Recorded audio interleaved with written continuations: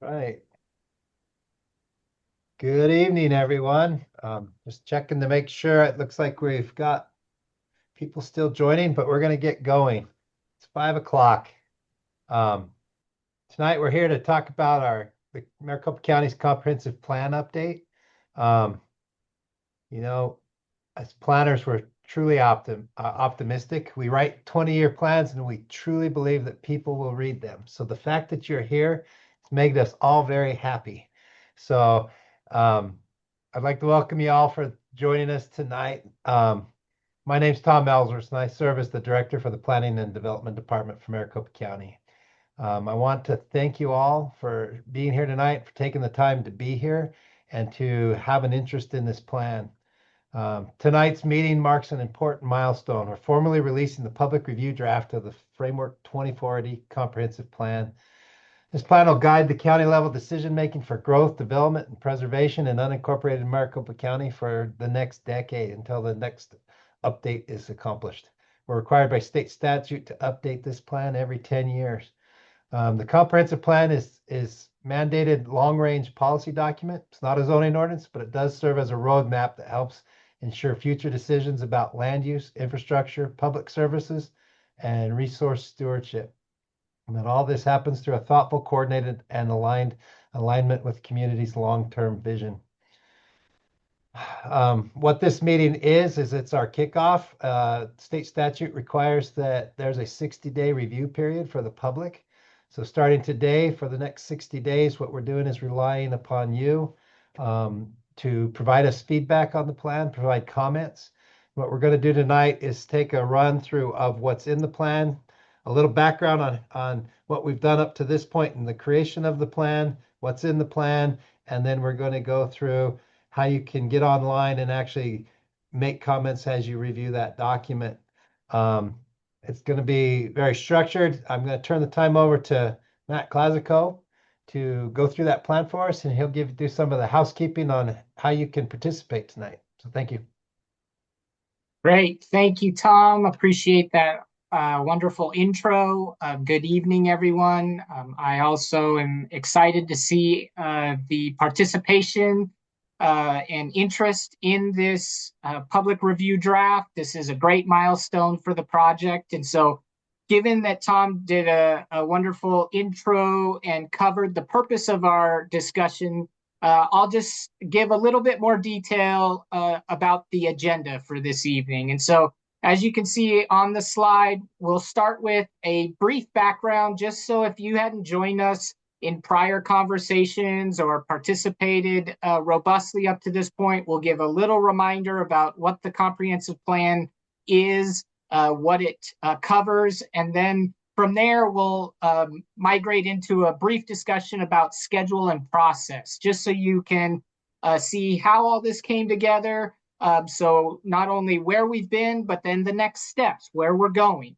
And then from there, we'll spend, as you can imagine, the bulk of the conversation talking about the draft plan and giving an overview as Tom outlined.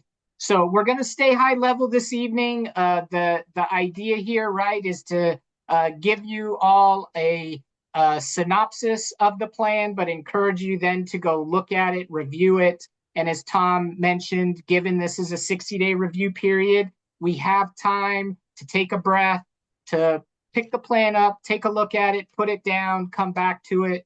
And so once we get through a little bit of the discussion on the overview of the plan, we'll pause then for questions and responses.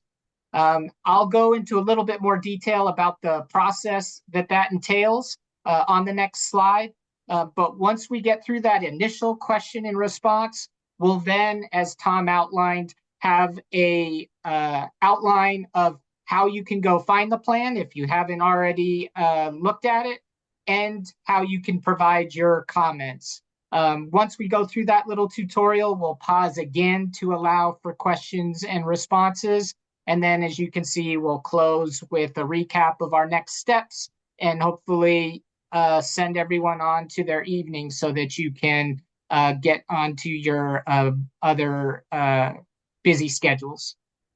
So with a little bit of the agenda covered, let's get into the meeting format. And this specifically is about how you all can participate in the conversation this evening.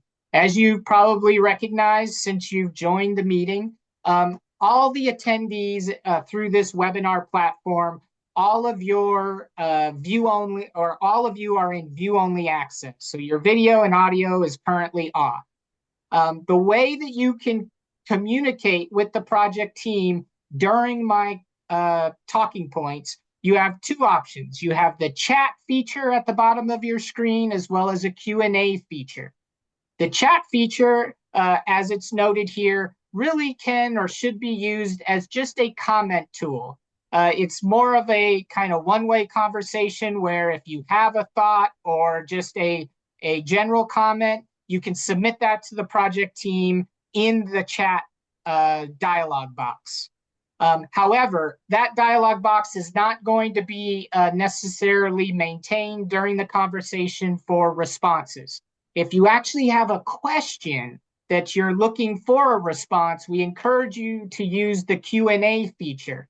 That feature will allow everyone to see your question, and then project team members, as I'm going through the presentation, will be assisting me in responding to those questions to the best of our ability this evening. Clearly, if we don't have an immediate response for a particular question, we'll take the information and then get back to you following our meeting this evening. So again, we want people to engage. So while I'm speaking, you have the chat and Q&A feature. Conversely, as I mentioned, we're going to have two parts during this conversation where we'll pause for verbal question and answer. And at that point, when we do have a pause, I'll get to a slide. I'll then ask if there's anyone with a question. We ask you to use the raise your hand feature at the bottom of your screen. When you raise your hand, that will identify you. We're going to be able to go in, unmute you. Then you would unmute yourself on your end. And at that point, you're able to ask your question. And then the panelists will be able to respond. So at key moments in the presentation, we will have the ability to have verbal Q&A. If you don't want to use that opportunity, again, you have the chat and Q&A features to continue to engage throughout the presentation. This presentation is being recorded. So even after our discussion, this will be uploaded to the project website, and your friends and neighbors, if they're not able to join us this evening, can also go and hear the same presentation and see the same content that you are viewing with us this evening. So I hope that brief synopsis gives you a general understanding of how to participate. And again, we'll touch on these as we go through the presentation to hopefully allow people to engage as they desire. So moving ahead then, let's jump into a little bit of the refresher reminder about the comprehensive plan. I'm not going to walk everyone through this slide in great detail. This is a slide we've shown in prior presentations and many presentation boards. So if you've been along with us for this entire process, this is familiar to you. But a little lay of the land to just remind everybody of why the comprehensive plan exists and why we're updating it. It's a state mandated plan. Every county in the state's required to have one. Every county is required to update those plans every 10 years. And Maricopa County last updated the comprehensive plan in 2016. So here we are in 2026, adhering to state statute. And really the ultimate aspect of this policy document, this is not a regulatory document, it's a policy document, but the ultimate focus is, as you can see, to align short-term decisions with the long-term vision of the county. So we like these plans, and the value in these plans is that we look out 10, 20 years in the future so that the projects and decisions that are occurring daily can set us up for success to achieve the aspects that are captured within this draft plan. The other aspect of the comprehensive plan that's important to note, while this is a Maricopa County comprehensive plan, as you all know, within Maricopa County, there's multiple municipalities, towns, cities, also tribal associations. And so all of those municipalities have their own long-range plans, and those are called general plans. So this comprehensive plan for the county actually covers the unincorporated areas of the county. So the map that you see on this screen, what this comprehensive plan actually covers is all the areas that are not blue. Anything that is blue is managed or governed by that municipality's general plan. So that's another key distinction about this document and what it is working to guide over the next 10 to 20 years are those areas predominantly outside of the blue areas. As you can imagine, though, there's importance around communication, coordination with all those municipalities. So there's not to say that there is a stark line between the general plan and comprehensive plans. They're administered by two different entities, but there is coordination amongst the county and all the municipalities moving forward, and that aspect is captured in the plan as well. Now, the last point I'll make on just the comp plan refresher is that this is the broadest plan within the county's toolbox of guiding growth and development. So we like to use this inverted triangle to kind of capture how the comprehensive plan is that more general long-range document, the broadest one at the top. And then as you go down into more specific development on the ground, you get more detail within the governing documents. You get into an area plan that might have more distinctive policies for key areas of the county. Then you get into the zoning code that has specific guidelines of what uses, setbacks and heights and things like that are allowed. And then you get into your site plans and building permits. So just a thought to keep in mind as you're hearing about the comprehensive plan, and you might have a question about, does it address this situation? Does it prohibit this? Does it allow that? In certain situations, the comprehensive plan might be, again, the policy document to set the stage for a more detailed response in these other governing documents. So when you have a thought and you don't necessarily see it in the comprehensive plan, it's not that the county isn't following through or implementing a specific condition. It just may live or be more appropriate in a document that's somewhat down the line as opposed to this high-level policy document.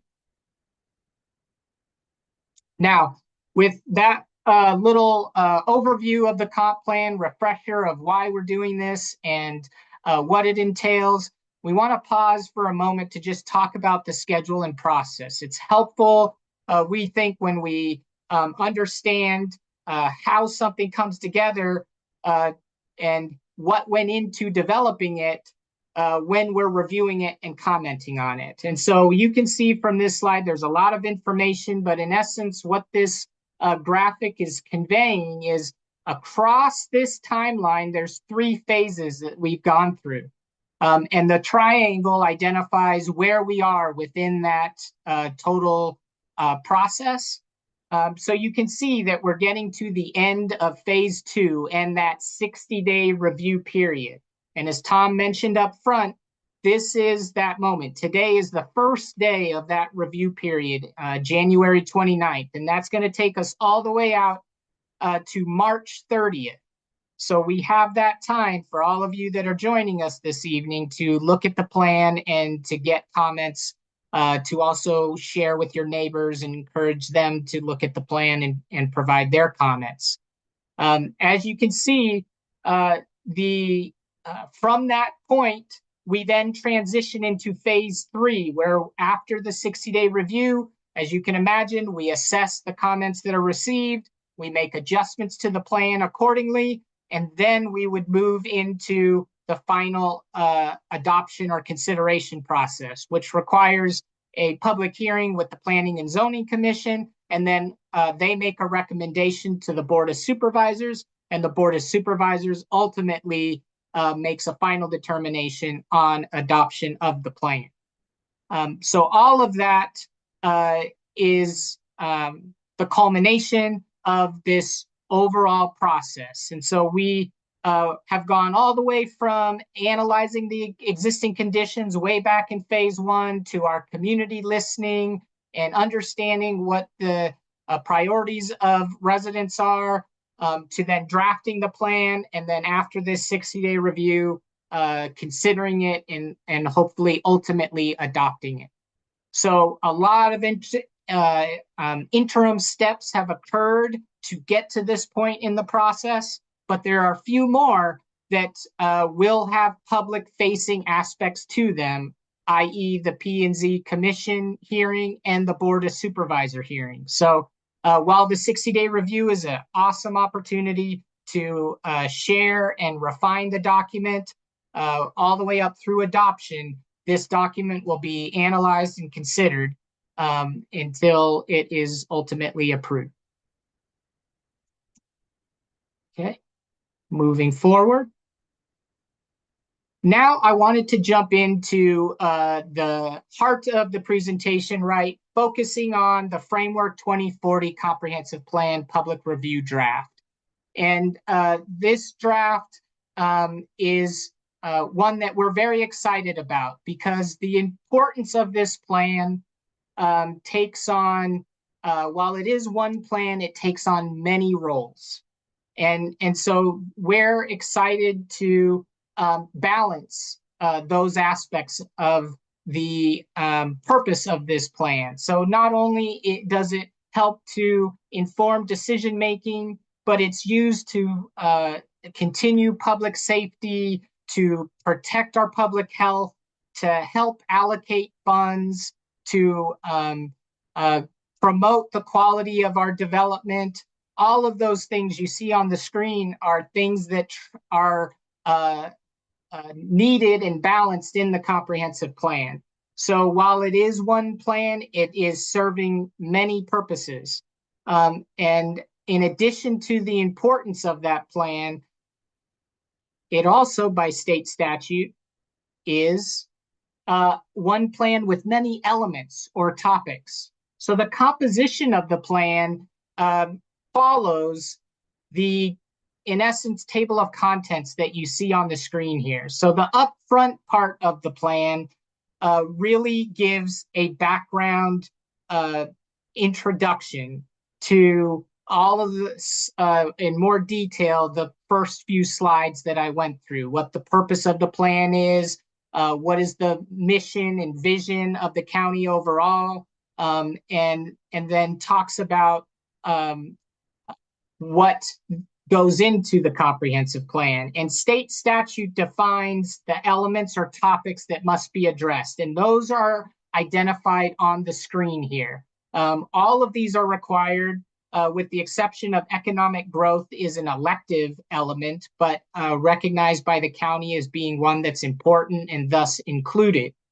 And so it's imperative that we all recognize that there are multiple topics or chapters within this plan that are discussions in and of themselves. And so what you can see at the bottom of the slide here is an example element. So each one of these topical areas is a chapter of the plan, but each chapter has a standardized format to try and make this a little bit more user-friendly. So when you get into each chapter, you're going to have an introduction and a discussion of planning considerations. What are some existing conditions that inform that topical area?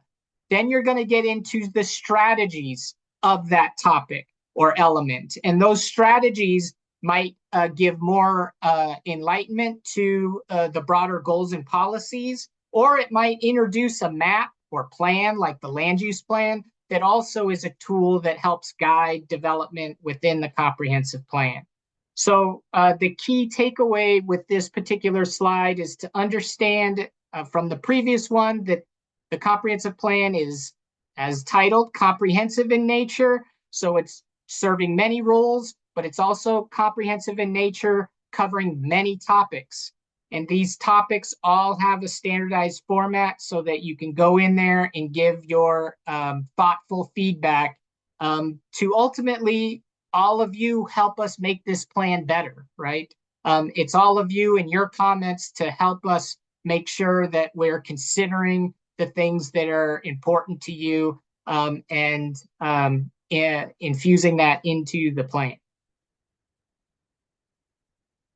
So with the benefit of understanding kind of how, what role the plan plays, what elements go into the plan, we wanted to spend a little bit of time talking about how did we get there? How did we get to developing the plan? And as you can imagine, public outreach was critical.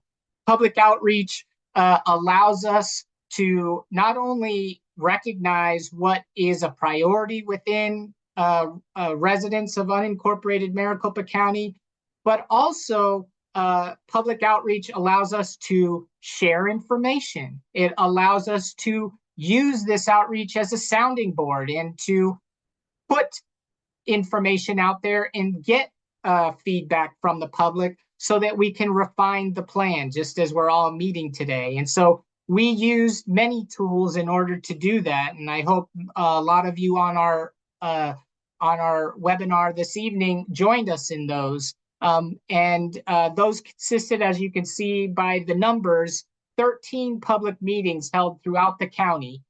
We covered all 5 supervisor districts, used multiple locations, but then also complemented those in-person meetings with these grand virtual meetings. So this is our third one.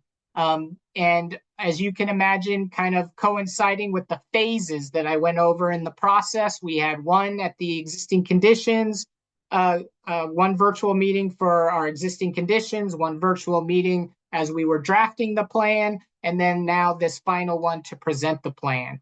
I'm eager to share that in addition to those in-person and virtual settings, we had great participation through some of our virtual engagement opportunities. And those included an idea wall where you have a picture on this, a snapshot of that on the screen, where residents were able to jump on to the idea wall, kind of like a Post-it note exercise, and just share their ideas. Sometimes those are pictures, sometimes those were just text, but as you can see, we had over 570 individual ideas on the idea wall. And so that was, again, another great resource for us to calibrate the plan and make sure we're tracking with the feedback that we're collecting from residents. We also had interactive mapping and surveys that we put out to the public. And you can see by the numbers that in totality, we had over 3,100 participants in all our virtual engagement activities. But while that number is great, we always would love those numbers to be higher. But what's encouraging about the number is when you look at some of our outreach tools, we had over 6,500 unique visitors. And so then that means that we're getting original first-time viewers joining the conversation, over 6,500 of them. But on top of that, we had over 9,300 visits to our virtual outreach, which means we have repeat visitors. Not only are we having unique ones, but now we're having people coming back to say, okay, what new comments are up there, and being part of the conversation. And that's what's encouraging to us. That tells us that people are engaged and that people are wanting to see what their friends and neighbors are sharing. And then overall, the website gained over 12,000 hits in terms of continued viewership. We also would I don't want to leave this slide by recognizing our technical advisory group. They were comprised of agencies, key stakeholders across the county, whether that be a state agency, a local agency, and all across the board. That's transportation, that's wildlife, that's the environment, that's energy, so that they could infuse some of their more technical understanding. And so that technical advisory group had 25 participants, and we met with them 5 times over the process. Another aspect that we want to share out of all of that outreach, there are documents on the project website. You can go take a look if you wanted to really see individual feedback and comments for our conversations today and within the general or within the comprehensive plan. We summarize these into broad areas, but you can see on the slide that there was a lot of independent focus areas that we received common feedback on, whether that's preserve natural and rural landscapes, expand access to recreational lands, encourage high quality development, whether that's housing, residential or non-residential, protect our regional water supply, support safety and enhance that coverage, and then the recognition of the business and economic environment. So you see some very unique, independent kind of buckets there, but those, as I think everybody recognizes, are interconnected as well. And so that's where I think the comprehensive plan does good work in balancing out the sometimes complementary or competing aspects of championing and supporting the feedback that we collected here. And so this was great to get this level of detail from our outreach efforts, because it helped us obviously improve our drafting of the plan. Now, out of all of that, though, we want to distill it kind of in a finer grain. While we hear that feedback, one of the things that jumped out at us is it was interesting to see some themes start to materialize as common or top outcomes that participants really wanted to get out of this process or out of this plan. And those themes were this notion of prosperity, stewardship, and opportunity. It's this notion of managing growth carefully to maintain the area's character, so that then we can be stewards of our natural environment and make sure we preserve our farms and our parks and our water availability and even our air quality.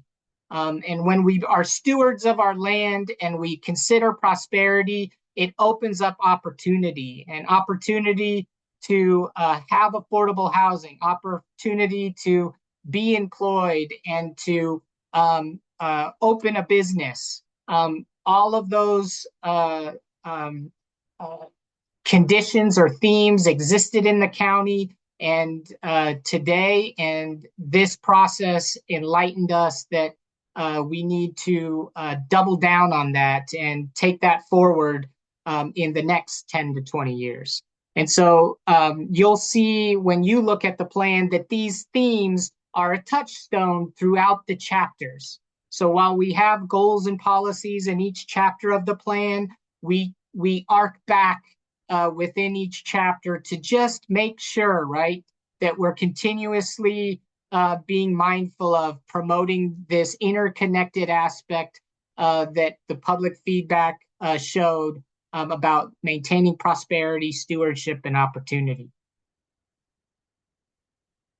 So now let's get into the Framework 2040 plan in more detail. And what this slide is outlining, as you may recall my prior slide to show you the composition of the plan, the sections or chapters, here they all are again, but now a little more detail of what will you find when you go into these chapters. We don't want to take everyone through an exhaustive description of every chapter and lull everyone to sleep, but we did want to give a high-level synopsis to give you a flavor of what to expect when you go through these, and then also to understand what comes out of them. And so what you see on the slide is a brief description of the focus. So under land use, it's about promote coordinated high-quality development. So as I commented before, there's sensitivities to not only high quality development, but coordination about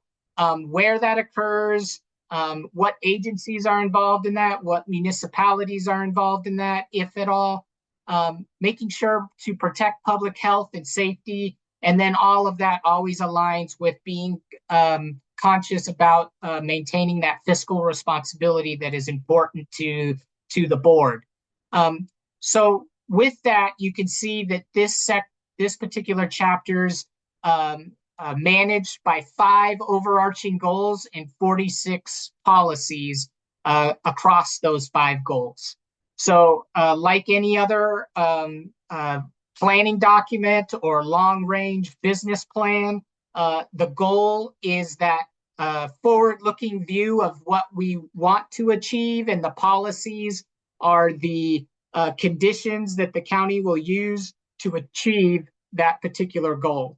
And so one of the things that we were sensitive to in this update effort is to not just rewrite this plan, but to make sure that what works in the county is carried forward, and then only get in and, as we like to say, be surgical about where we updated goals and policies to be more succinct, but to make sure we still provide the same level of care in terms of aligning with our long-term vision and maintaining the protections that county residents desire.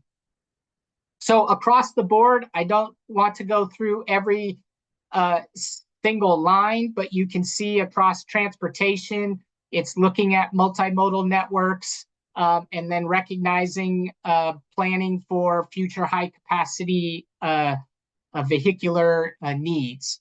And then the goals and policies that go along with that. Environment, looking at air and water quality. Economic growth, diversifying our economy.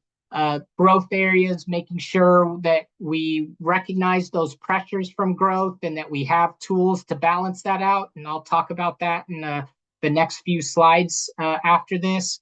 Open space was certainly important. Feedback we collected was consistent about the importance of open space, so expanding regional parks. And then water resources. Water resources is an interesting one because, as you heard maybe from public comment, it is top of mind with residents. However, the county is not a water provider, nor does it manage that, right? So water utilities operate within the county, and then the Arizona Department of Water Resources governs those. And so the county within the water resources arena, if you will, is really there to contribute to supporting those utilities and the overall coordination amongst users within the county itself. So that particular topic is important to make the distinction that from a county's perspective, we want to be stewards, as I mentioned. We want to help from a regional standpoint, but we also need to balance expectations that it's still the utilities in the state that will guide some of the particular aspects of that important topical area across the state. We then have recognition of energy and how that demand is increasing across the state and the country, and then closing on the cost of development, which is again a state required topical area, and it's just in essence making sure growth pays for itself. So hopefully that gives you a lay of the land of the composition and what goes into each chapter of the comprehensive plan. But now I want to transition and close my comments about the document by discussing just a few key aspects about the county that led to defining a new tool or framework that the county will utilize to manage urban and rural development across its unincorporated areas. And so what you see on the slide here is just the notion, first and foremost, of uh, the county is unique and varied in its setting. It's it is the fourth most populous county in the country. Uh, its land area is greater than 8 states, and so that's just a massive area. And the spectrum of development and development patterns is broad across such a vast area and such a large population. So that's something that we took account of in this update process. But another aspect that is unique about the county is its unique and varied land. So, in addition to its unique and varied setting, it's unique and varied land in the sense that across the county, as you can see on this map, we have county islands, which are areas that are surrounded by incorporated cities or towns. So, you can see over here these little blue dots within this sea of gray. Those are all county islands, little pockets that have been surrounded and by incorporated municipalities. And so they have unique pressures on them from the growth that is occurring around them. And each one is a little different, right, in terms of its character or the character of development around them. And so being mindful of the nuances of each one of those is something that we all took into consideration as part of this planning process. We also have edge conditions in the rural and urban interface. So, at the edge of these gray areas are our municipal limits, is where we often see, right, our urban development start to bump up against our rural areas. And so the dynamic of how that occurs fluctuates across the valley as well. In certain instances, the line is very defined, and then in other areas the line isn't as defined. And so having flexibility to be react to the changes that occur across the different edge areas of the county was another condition that needed to be balanced. And then finally, we have rural areas that are just away from urbanized development, maybe out in the Tonopah areas. This circle identifies. And so those have different aspects within their ultimate management of growth and development. So we recognize those, the balancing act that is needed when those development applications come through in a county island or along an urban edge or out in a rural area. And so what this plan is introducing is a new concept that we're calling the Municipal Rural Influence Framework. And what this does is really, this is a touchstone for evaluating development applications. It encompasses all of Maricopa County's unincorporated areas that fall within the current limits. So there's 2 areas here that are defined. We have the area of municipal influence. These are areas that are capable of supporting urban or suburban context development, provided necessary infrastructure and services are available. So this map shows the blue areas are identified as areas of municipal influence. Anything outside of that, outside of the gray or blue, are identified as areas of rural influence. And that doesn't change necessarily the land use or what is allowed on that property. It just gives guidance to the county to consider development applications and have a defined process to ensure that decisions are aligned with the county's existing urban solutions for urban development strategy. And that strategy is in place today and is utilized today, but this tool, the Municipal Rural Influence Framework, will allow the county to more consistently apply this urban solutions for urban development strategy by determining the infrastructure readiness prior to urban development in unincorporated Maricopa County. It also gauges the ultimate feasibility, as I mentioned, of a comprehensive plan amendment or a zoning district change.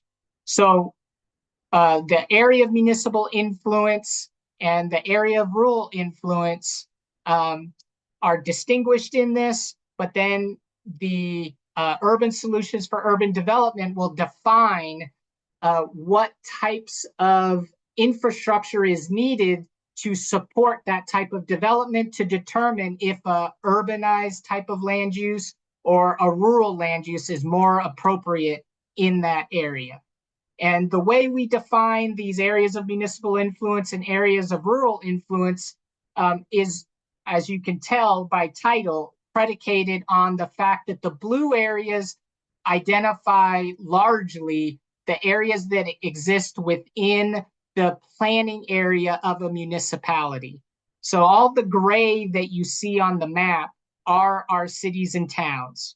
The blue is generally the planning areas that those communities may grow to or annex to in the long-term future. So for that reason, they're grouped into that area of municipal influence. And then everything outside of that is the area of rural influence.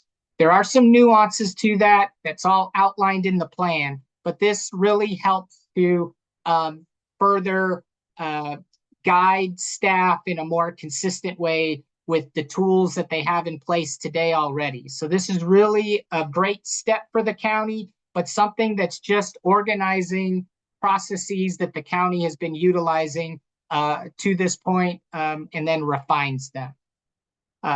So those are a lot of the highlights that we wanted to touch on, at least in terms of introducing the plan this evening. With that introduction, I'm going to jump to our first question and response period and see if there's any questions that someone would like to ask verbally.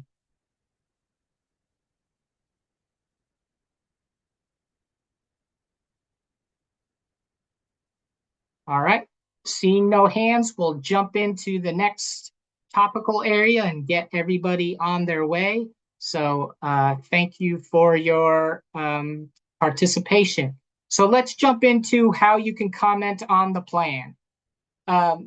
What we will be utilizing is a tool for review and comment called Conveo. Conveo is a tool that when you go to the project website, so you can go to framework2040.com. And once you go to the project website, you'll get a pop-up right on the screen that will have a link that will take you right to, so you go to the project website that is here. It'll take you to a link that shows Framework 2040, and you'll click on the 60-day public review draft. And what is fantastic about the Conveo platform is you see here a picture of what you'll see when you go through those steps. And what this platform does is allow all of us to comment in the same document. So you can go into Conveo, you can flip to any page you want and just click on the exact location anywhere in the document that you have a comment. You click on the screen, a dialog box will pop up. And once you click that, this dialog box will pop up. They'll ask for your name and email address. Your email address will not be shared. It's only for background information in case we need to get in touch with you. But your name is included in your comment. But then from there, you can just provide your comment and then identify if it's a question, if it's a typo, so you can identify what type of comment you have. And once you put it into Conveo, everyone else can see it. And so what's neat about it is, in addition to you providing comments, you can see what your friends and neighbors shared and get additional thoughts. And then even on top of that, you can start to respond to their comments. So if you see someone make a comment that you said, you know what, I didn't think of that.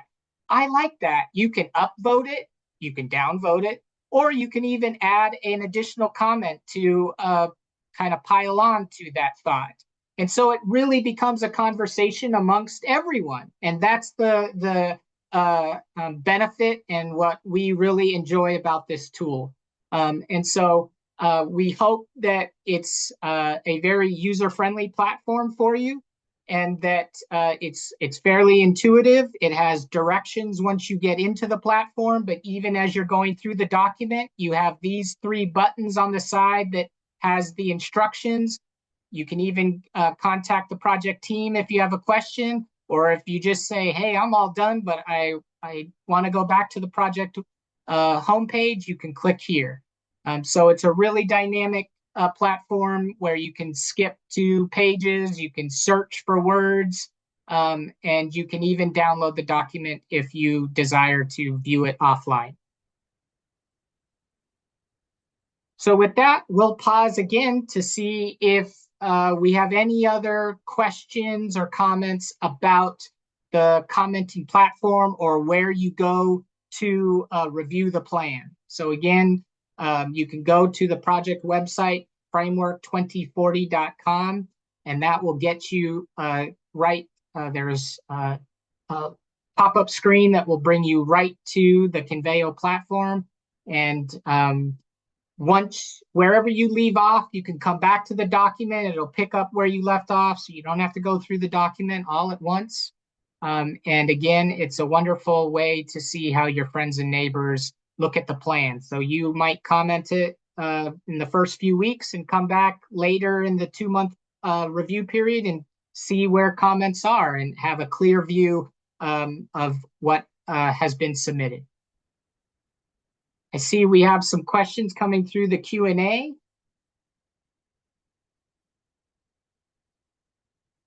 And some members of the project team are getting back to those. So Matt, we're busy answering those in the Q&A, and we're typing out those answers. Just thank you for your patience as we get those answers going. In the meantime, Matt, you can see if there's any audio questions that come through or people. Wonderful. Yeah, appreciate that. If I'm going through the list, I don't know if we have any, I don't see any hands. So I'll at least talk a little bit about next steps to remind everybody. So again, just to drive home, that 60-day review ends March 30th. So we have time to help us get the word out. So if you know of a tool that we can utilize to get the notifications out for this, that would be wonderful. Please share that with us. We're always looking for more engagement. But after we get through that March 30th date, we then take all that feedback in and make final refinements to the plan. So of course, the ultimate point of this 60-day review process is to strengthen the plan based on the feedback that you all provide.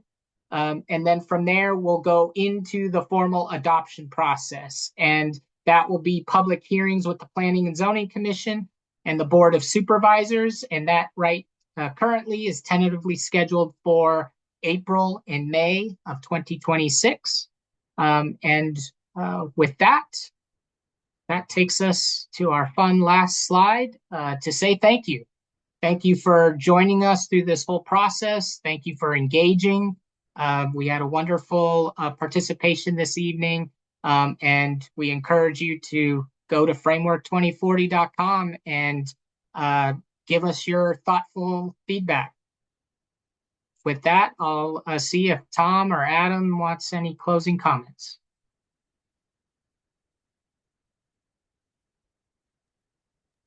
No, thank you, Matt. Thank you for the presentation.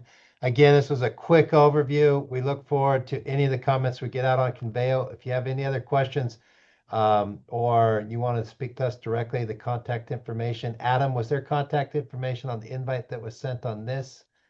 Yeah, yes, there's contact information. It has my email that people can respond back to And directly on the invitation. it's also Of course, located on the we're routing website for- as well.